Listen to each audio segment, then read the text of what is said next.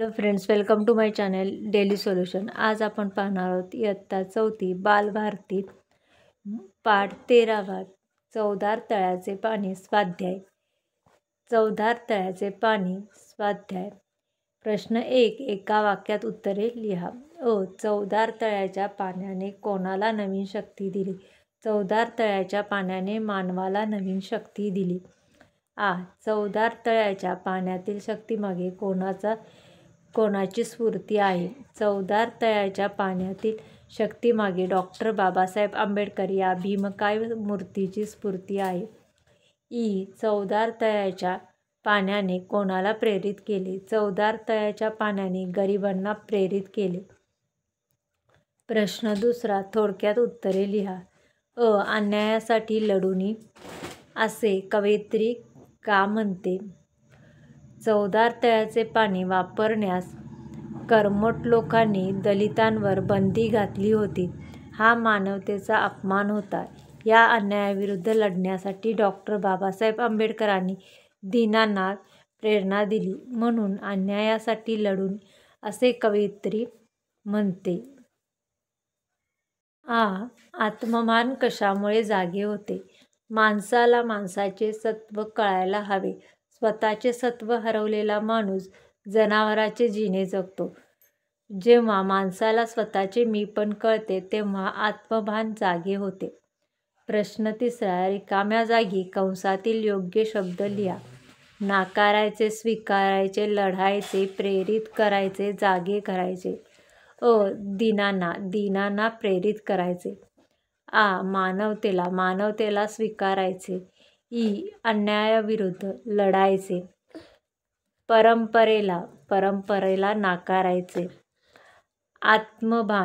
आत्मभान जागे करायचे. जोड्या जुळवा.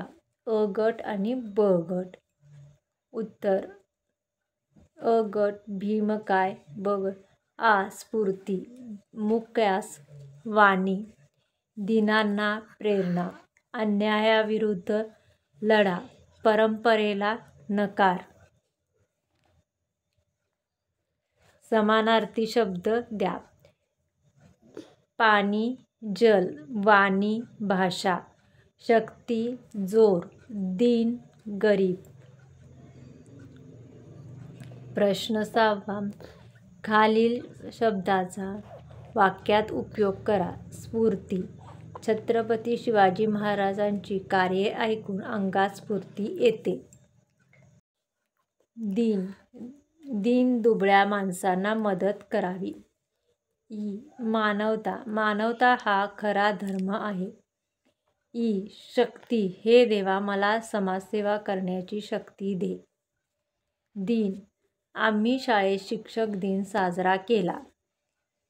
प्रश्न 7. ता प्रत्यय लावून नवीन शब्द लिहा. उदाहरणार्थ: मानव, मानवता. सुंदर, सुंदरता. मधुर, मधुरता. नादमय, नादमयता. त्यानंतर गोलातील शब्द वाचा. शब्दातील संबंध समजून घ्या. निसर्ग आपला सोबती या विषयावर 8 ते 10 ओळीत निबंध लिहा.